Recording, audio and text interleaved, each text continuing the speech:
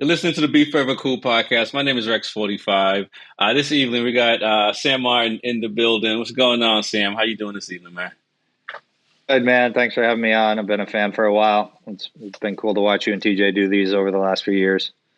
Thanks, man. We're trying, man, and we're trying to make the rounds and get as many races as possible because I don't think when I first started, not to talk about myself too much before we get in, but not when I first started, I didn't really think of I just thought about interviewing people. And I thought it would be cool. But then after hearing people's stories, it's kind of like it's really cool because it's just like most of the time we race against people or with or you support people or racing or whatever the case may be, but you don't really know the stories because you're always in between stuff at the track and maybe at the end of the evening kind of thing. If your bike isn't broken or something, you might chop it up with some people. You know what I'm saying? But so it's pretty cool, man. So yeah, I definitely appreciate the support and the love, and yeah, I'm glad to have you on, and so let's get into it, man. Let's talk about how you got into riding and it was your first experience with the bikes. My mom is from Minnesota. She grew up on a farm, like one of 12 big farms. My uncle actually owns the farm next door to my grandmother's house where we go stay on these trips. Mm-hmm. So like 12, 13, something like that. An uncle who lived there with my grandmother always had dirt bikes and three-wheelers and that kind of thing. So one year when I came out, there was a three-wheeler to ride around. Over the course of the week, I spent hours a day running that thing through the roads of the farm where the barns were and stuff, and through the woods and the fields. And I came out a following year, a few years later, there was two dirt bikes. And so my cousin who lived there, me and him would jump on the dirt bikes and just ride all day out into the fields, through the roads, and that kind of thing. Wow, that's an amazing experience. I mean, probably in the moment you might not have realized that, but I'm sure looking back, thinking about, spending 3 hours, 7 days a week, give or take, on dirt bikes. Yeah. Did you think about racing at that time, or was it just more just having fun and just were you into like tricks or just riding? No, we definitely tried to go as fast as we could. My cousin was on the bigger bike, so he'd just leave me, gravel roads, dust flying. So I'd be in like a smoke cloud trying to chase him down. But when we came back from those trips, I started asking for a dirt bike.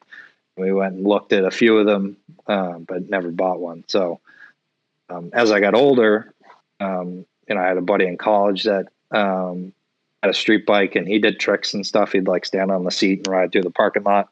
Okay. And so I, wanted one. And so I got my first real job, and I was out of the house. So I was living in California. The first thing I wanted to do when I got money and could afford rent and all that kind of stuff was I had a street bike. So that I bought my CBR that I brought back out here and raced. I bought that in 2012 out there. Okay. And was that a new bike, used bike? It was a 2009. So it was a couple of years old. Gotcha. I think it had 8,000 miles on it or something. It was whatever I could afford. I could barely, I could afford the down payment and then barely afford the payments. But, I was happy. I, learned how to ride a street bike when I drove the thing away from the dealership. Got you. Did it feel that much different from riding dirt bikes? I mean, obviously the power, but as far as just, the mechanics of it. Yeah, I mean, it had been probably 5 to 10 years since I was on the dirt bike, Gotcha, on vacation with the family, that kind of thing. So it was pretty intimidating. The dealership's careful when you go out to the street light. If you make the turn, watch the paint. That's the advice, huh? Careful when you get out the just take it easy. But at some point I started wearing earplugs riding street. And okay.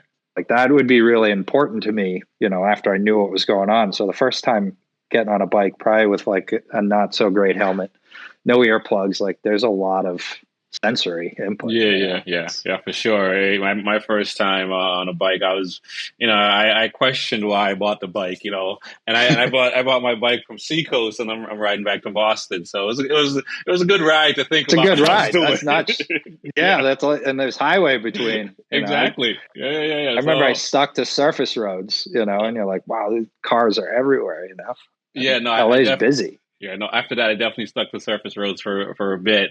But you're right. Just like for me, like I think I have a good feeling of the road and cars, and now I think even in bikes. So for me, like I felt every bump, every when the road is uneven and you're on the side of the tire, and how it feels different than when you're straight up. When you're upright going down the road and stuff with the grooves worn out, so it took a little bit to get used to all that.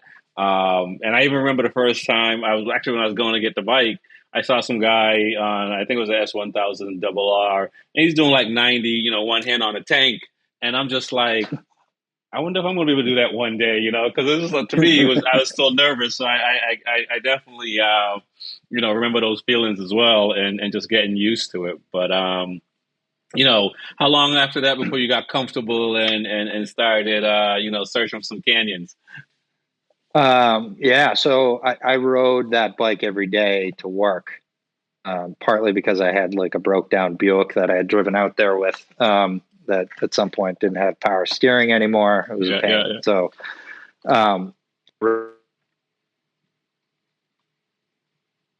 rode to Canyon. So I was about halfway up, the canyon roads outside of Hollywood. And so after work, I would go running I'd go to the top of the canyon and run down to Santa Monica or something, all on the canyon road. Wow. And so, was there a lot of bikers coming through at that time doing the same thing? Were you riding in groups? Or you were just kind of doing the nomad thing, whenever you had the chance to go rip, you go rip. yeah, actually, I mean, I found like Mulholland and Angel Crest, like before I met anybody. And those places were, Angel Crest is like a 45, 50 mile an hour road that goes up the side of the mountain kind of thing. And people fly up there. Holland was really awesome because it had a lookout. So people would park up at the lookout, and there was a photographer that like hung out on the big corner. Oh, no kidding. Right as you got to the top of the hill. Yeah. You'd go online and like get your pictures and stuff. It was pretty cool, but there was a lot of guys that were like in full leathers and driving me and, flying up and down those roads. So it was, got like the bug from watching that and seeing the big groups of guys and stuff. Early. And how long were you on the West Coast for, and how many miles did you put on that Honda? I bought it in 2012. I think I moved out there like at the beginning of 2011. So we left in 2016. I got it with like 8,000. I probably put 20,000 on it. I think it had 30 when I brought it back here. Nice. It was fun. Listen, I like my first. Yeah, I bought a Street Fighter 848 as my pretty much my first bike, which I don't know if I recommend it, but I did it, and I put 11,000 miles on the first year I got it. Nice. Yeah, I ended up buying heated gear. I'll be one of those guys, that's in the winter riding, in New England. You know what I mean? But I wanted to just I felt like for me riding later in life, I just wanted to just get as many miles as I could, as much seat time as I could on it. So I just rode it as much as I could. Now, how when did you start doing the track day stuff? Would you start out in California or when you got back to Boston or New England? No, now I wish I had started in California. There's so many awesome tracks out there that I would love to ride now, but we moved from LA to New York and then wound up back in Massachusetts in 2018 and started looking for track days because I was going out on rides and there was no place to do what I had, been doing in California. There was like, some parks and stuff you can go through, but right. I think I saw a deer one time, like at dusk, and I was like, all right, this is a bad idea. I've been taken out by one of those. Yeah, it's enough to scare you for sure. So like within, a Google search or something, I think I found Tony's, now Cyclesmith. Yep, yep. And so my first track day was in 2019. I think I did 2 days at different tracks. I did Thompson and Palmer that first year. Okay. And that was enough. That the hook was set, Knew like going from 19 to 20 over that winter, like I was going to do as many track days as I could. Got you. And then how many did you end up doing in 2020? I probably did like 4 weekends. Like I doubled up on the days and was able to, do a few more. I might have on the NYST, but I probably did like a couple Palmers and a couple Thompsons or something. Got you. And then when did you start going to racing? I don't know if Loudon was the first place you raced at, but yeah. I remember and also what made you decide to step it up a notch and wait for the red lights to go out? I think I was still in like yellow group Tony's or something, and Ken Condon, one of the lead instructors with them, I think he was trying to like calm everybody down. He was like, listen, we're not racing here. If you want to go racing, we can help you do that. Okay. And continued on with trying to calm people down. But I think, yeah, really, I didn't know that was really a thing. So at some point, like in 2020, I found out that there was racing at Loudon. And so I thinking that I would try it for the next year, and I thought it would be a good idea to like go up and corner marshal. I think I heard that you could get paid to corner marshal. Like when I joined the Niemer Facebook group, they were looking for people because it's hard to find people that like doing that, right all day on the pavement and picking up bikes and I know being in the cold, being in the rain. Yeah, definitely, man. Shout out to the people that come to all the racetracks all around the world to help out, man, because for real, it's like without, folks like, well, you did it early on, we wouldn't be able to do it. So, it's interesting. And I know you said you've watched the show, so I'm sure you heard me say, like, I went straight into racing. In 2013, I did no track days. That's enough. And I didn't even think about like going to Marshall before I started racing. So that's even one more thing to be like, okay, next time, work here first. What made you decide to like, let me, take it slow, I guess. Take it slow. Yeah, take it slow. Like the Kona work first before, going racing. I was probably afraid of it, and I think I may have made it to like blue group Tony's. Yeah. But I still, I still didn't really have any idea. I still don't have any idea what I'm doing, but like, I was pretty slow. And so, I mean, the cool thing about doing the corner marshal thing is I figured out, obviously you have to pay to like get up there, the gas, the food, camping or whatever. But I could essentially, actually the camping is free if you're working for the corner marshals, but I could basically pay a Penguin Day by working 2 days. Oh, okay. I could pay for the Friday by working the Saturday, Sunday. Yeah. So I did. Yeah. So I did one Penguin Day. I think it was the last round of 2020. Yep. Okay.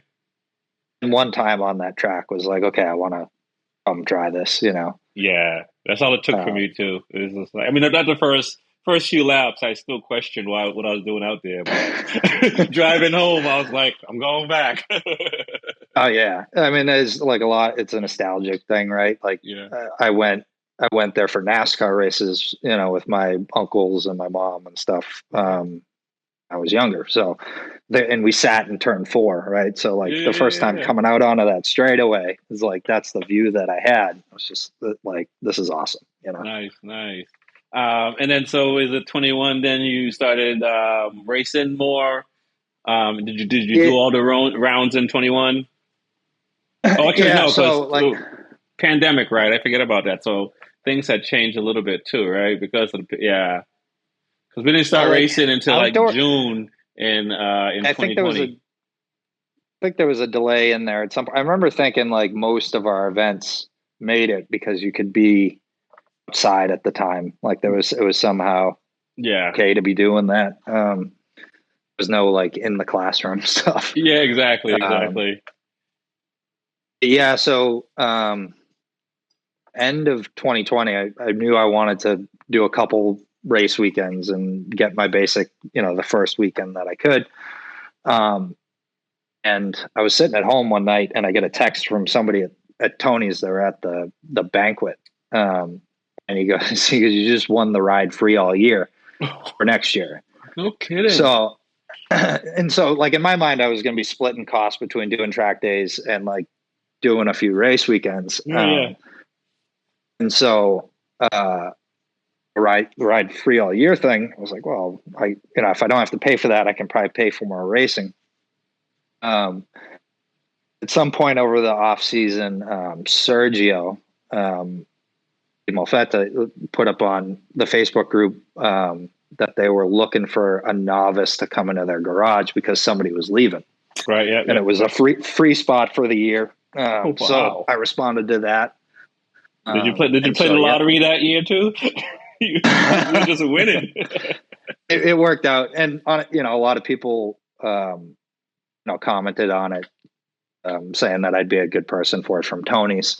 Yeah, yeah, yeah. So there was support there, which I think helped. But yeah, I'm still in that garage with Sergio. Sergio is a great friend. And, yeah, he's a good guy.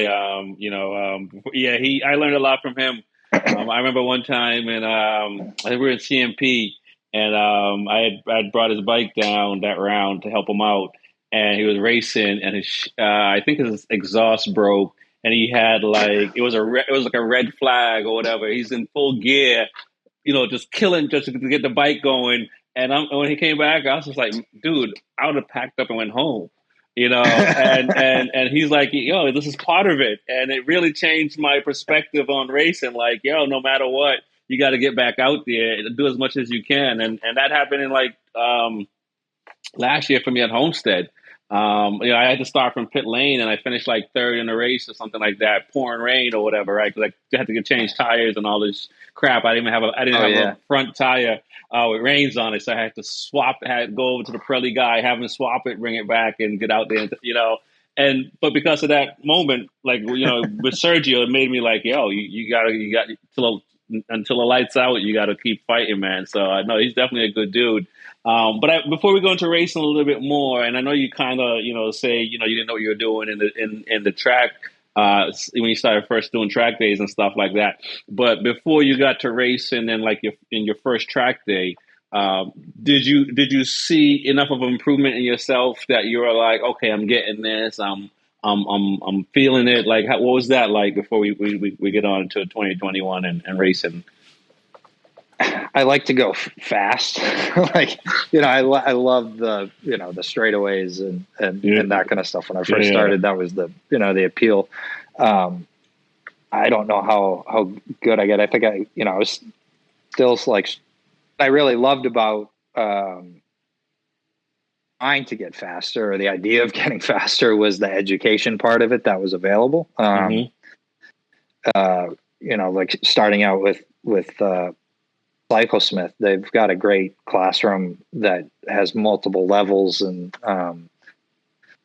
they've got really good coaches that can coach expert racers. And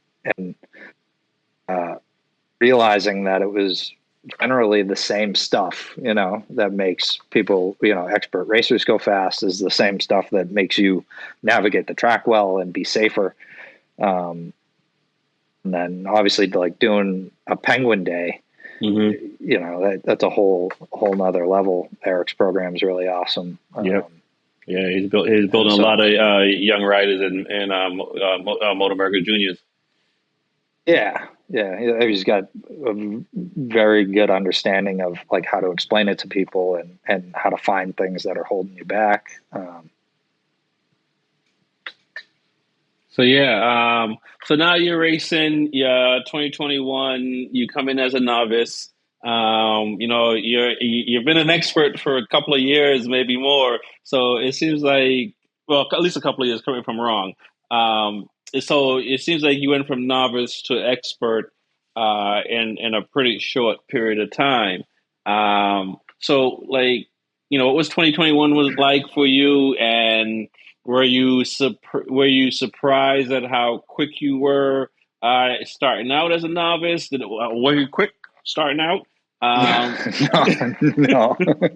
Yeah. So, the first, I think it was my first race, or like it must have been first race. I came back, and JC Bernier, I think his last name, was in our garage then, and he goes, "How fast you go?" And I'm looking at the scoring app, and I was like, 1:30. He goes, "Well, that didn't take much effort, It just brought me right down. I'm like, okay. And it felt fast. It feels yeah. like um, you're working hard and things are moving by you fast. So, I think I was lucky to be in Sergio's garage, and JC, Sam Lacas, Dave Rubin was there. My buddy Mike was the next garage over. He had been racing for a few years at that time. So I had a lot of advice, always coming in. Yeah, nice. And I really wanted to improve. So it got better. Yeah. But I think so. I was a novice for the first 3 rounds. The last round was the classic. Okay. That year. Yeah. So I became an amateur for there was 7 rounds that year. The last 4 rounds of 21. And then I was riding a full season with Tony's. So as well. Okay. I was getting a lot of seat time in, and I think that helped. I was always in the classroom at Tony's. I think I did an advanced class the first year, but I might have the Penguin too. Yeah, no, when you can get that much seat time in, it's awesome. Because for 2021, I did like pretty much most of the CCS round and Loudon round, except for like the Midwest. I did like I think 21 rounds in 2021. And by the end of 2021, I felt pretty good. I was like, I wish I could do this forever. Just race. Just give me 21 weekends. I could just go away. Now it's 10 weekends if I'm lucky. But that one year, I was able to do that. So being able to get that much seat, that's kind of really the only way to get fast, right? You just got to put in a lot of seat time. Seat time and knowledge and stuff. Chris Hopkins at Smith at some point turned me on to Ken Hill. Okay. Ken Hill coaching. He's got a podcast of like 100 episodes, and it's a great breakdown of like from the beginning of like the fundamentals of corner entry and exit and use of the controls and stuff. He has like these short podcasts, 15 to 20 minutes on each topic. Yeah. And I probably have listened to all of those 3 or 4 times. I like the way he explains it. And so I listen to them, while I'm doing something at work or in the car or whatever. But trying to hammer home things that you should be thinking about when you're on the bike, should be doing and how you should be doing them, so that when you get to the racetrack, you're going to be excited, right? Trying to overcome the excitement and focus on something. Got you. So, how many hours do you think you've put into training, whether watching videos, classroom, that kind of thing? Did you consume a lot of information in a short period of time? Yeah, especially those first few years. I mean, a lot. Either, watching races, like especially when I started racing, I started recording a lot of them. And so I would go on YouTube and watch my own races. Right. Just to understand what happened, and it entertains me. And then, if I'm on the treadmill trying to, beat Frenchie, I'd watch a race where he's in front of me and I'm running on the treadmill trying to Got you. So trying to that's keep gonna up with them. yeah, that's gonna be my next question. Like, what is the training like as well? Because I don't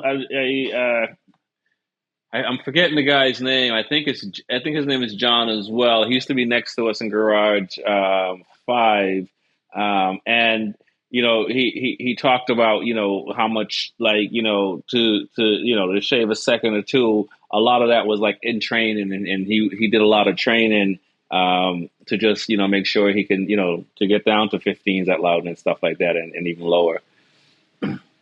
Yeah, I mean, it definitely helped. I haven't been great about it, historically.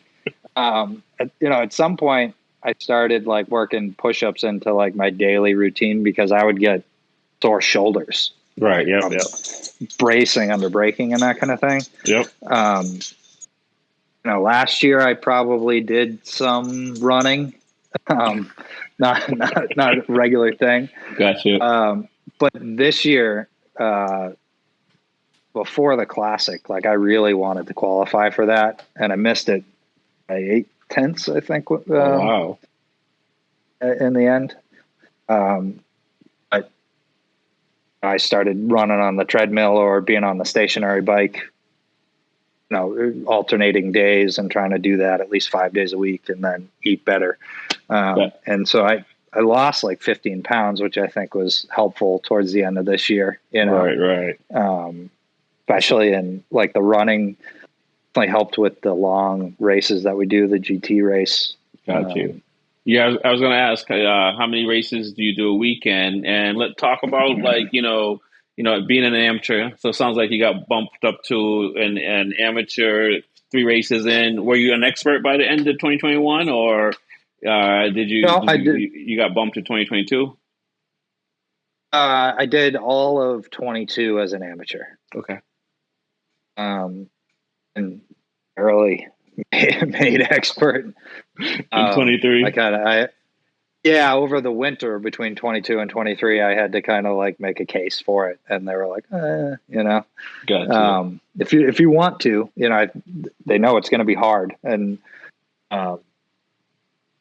it's easy to be really excited about stuff if you're winning amateur races or podiuming, and coming home with all the medals and stuff.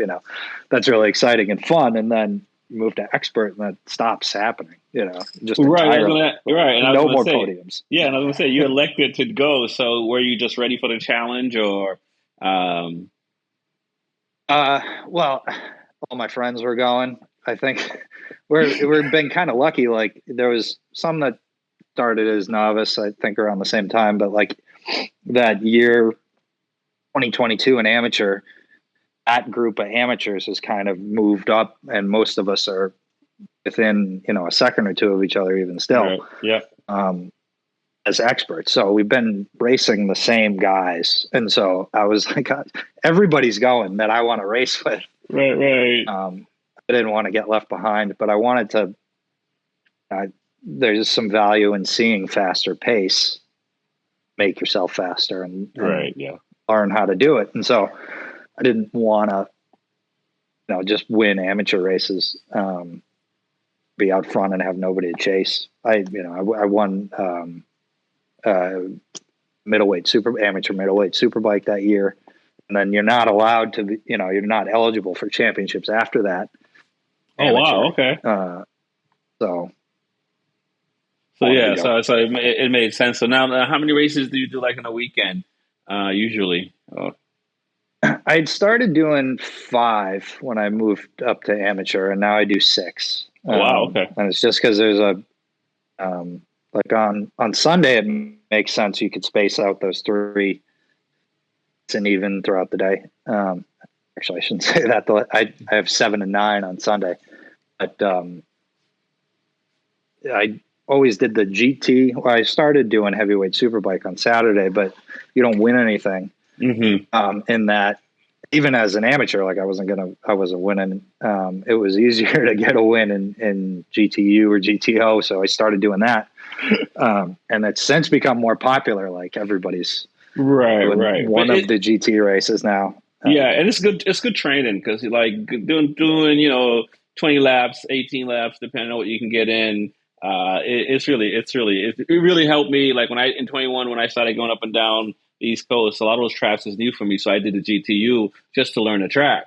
But I also found like at the end of the race, I was also my fastest times too, which is so weird. There's this bizarre phenomenon where like you're tired and get into like survival mode and Yeah. somehow go faster. Yeah. It's definitely wow. But yeah, that's definitely a lot of energy. 6 races. Now, what has it been like for you in expert? Was I mean, it sounds like you're pretty close to qualifying for the classic and stuff like that. So you're really starting to cut down the times. What has it been like the last couple of years for you? Running an expert. No, it's been awesome. It's fun. It's extremely hard. Yeah. Everybody's fast, and it can be be depressing when you get left behind. I've crashed a few times and had to build back up pace. So it's a good challenge. I love doing it. I think I was surprised with getting into the 15s last year. And then, like I was saying, I crashed 3 times doing the same thing, turn one, at the end of last year. And so this year, the start of it was just trying to build back up the confidence and make sure I was doing things better, because of our inputs, put you on the ground. It's a learning experience that just never stops. Nice. And let's talk about Daytona. You went down to Daytona, I believe, last year for the first time. Outside of Daytona in Loudon, have you raced at other tracks? And what's the experience like if you have? Then we'll talk about Daytona, because Daytona, I think everyone should at least race it. Daytona at least once. Definitely. You have to ride the track once and then tell me you don't want to race there. I've heard people say like, I don't want to go there and like blow up a motor or whatever. I'm like, just ride it one time. And then tell me you don't want to race it, But the first, we've got a good group that likes to do a winter trip from the Northeast. We're lucky to have Bam. He tends to organize everybody and like figure out how to make it work. But the first trip I did was Homestead. And that was the end of my amateur season. I think I raced there as an amateur the first time I went. That was cool to learn a new track. And then, so we did the Homestead trip twice. That again the following year, and before that was the first in 23 or something. It was the first time we went to Daytona. Same, Bam, David Mink, and I think I started. I did Homestead the first time in it might have been 2020. I want to say 2019, but it might have been 2020 was the first time. And but yeah, it's for me. You've done track days, other tracks, so I didn't. My first other track was Homestead before I started doing track days, it was nice to get on a different track. Racing that loud, and once you set your gear in, you don't have to worry about these things. So on Homestead's really, it's a different type of track. It's drag race down the 2 inside straightaways there, and then have a braking duel, and then do it again.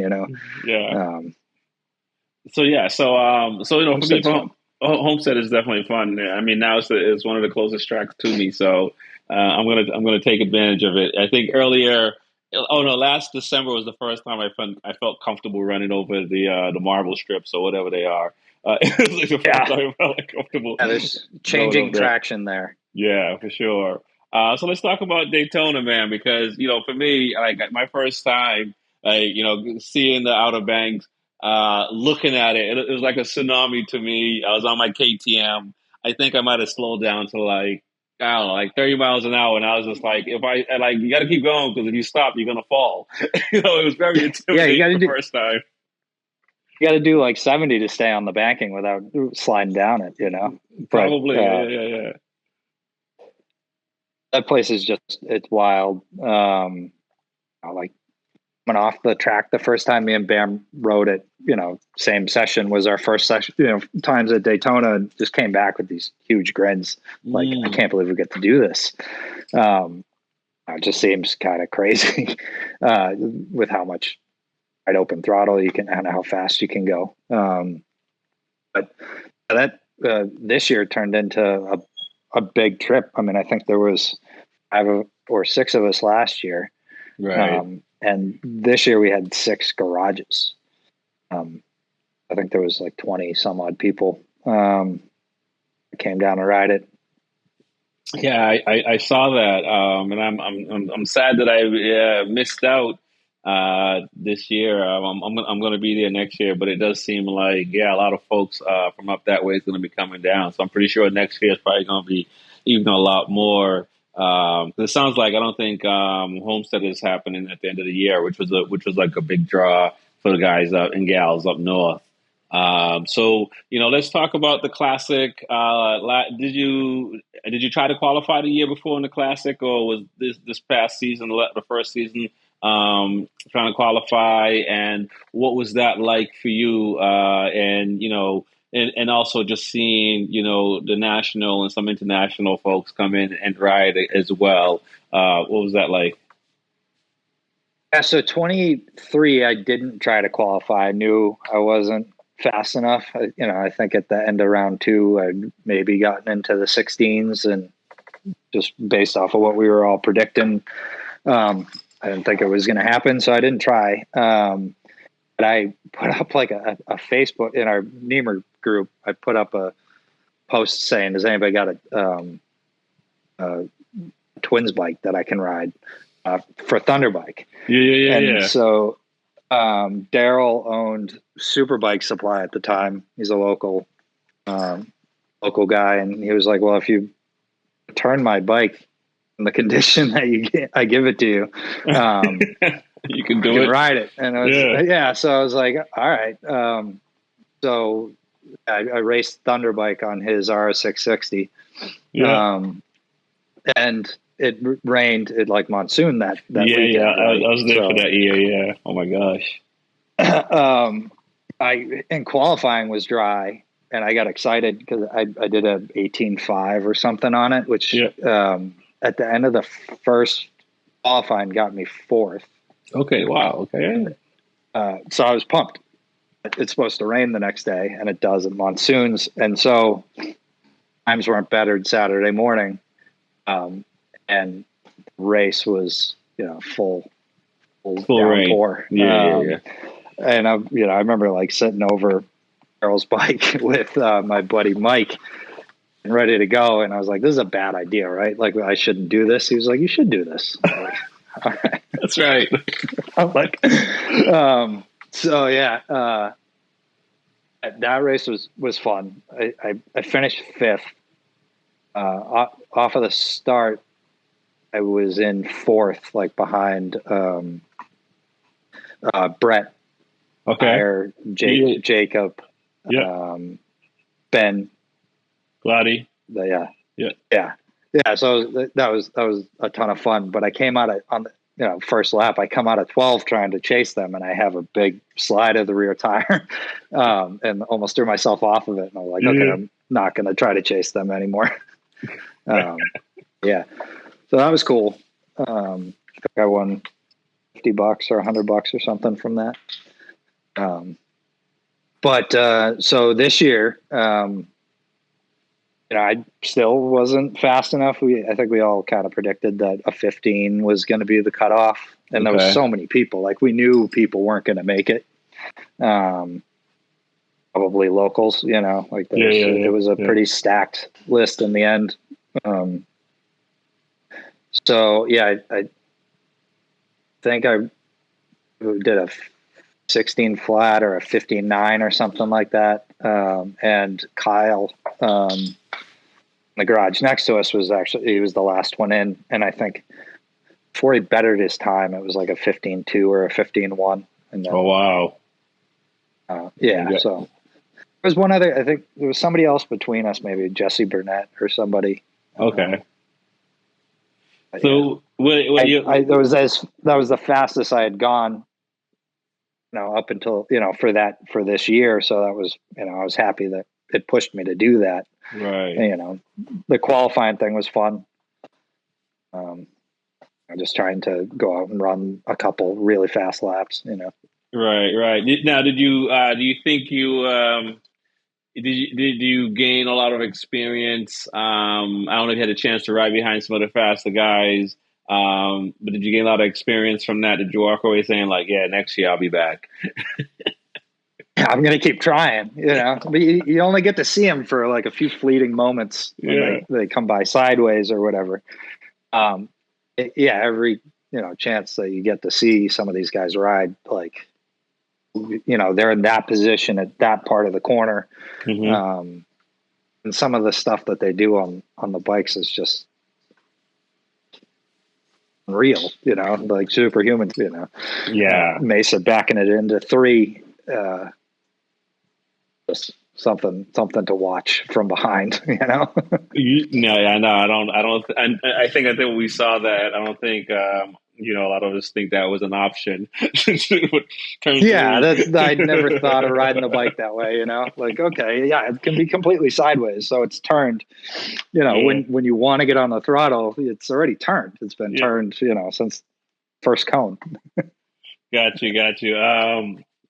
Now, I gotta, I've seen on social media, some people talking about, well, not even seen, I've gone to different tracks and, run into folks that have raced at Loudon or been at Loudon. And, they talk about how, there's riders who vow never to race again at Loudon. There's people who say that, how dangerous Loudon is. What are your thoughts? You raced there, I raced there. It's one of my favorite tracks. I'm glad that I learned how to race at Loudon because it made me a better rider a lot of other places, for sure. Do you have any anything to say about what some folks think about Loudon as far as safe, not safe? I mean, there's close walls and people complain about the runoff, right? Definitely done some great things to open up areas and give you a place to go. And there's tons of air fence around that place. Mm-hmm. But I think if you don't think about what it is, what the track surface is, like coming into 3 is really bumpy, and it's bumpy all the way through the middle of it. Like approaching the corner, knowing that there's no runoff and all those bumps, right. You could take it with a certain level of conservative, if you don't, you wind up in the wall, I think it's interesting. Like when you go to Homestead, there's all that runoff at the end of those 2 straightaways. Somebody told me like before my first race, they're like, just let them all blow by you on the brakes. They're not going to make it. And because there's all that room for error, right. They send it in there and half of them wind up in the grass or too deep to turn or whatever, Right. I think go ahead. Loudon's a great place to learn. It's extremely technical. The bumps, make it what it is in certain ways. It adds challenge and, it's another element to deal with.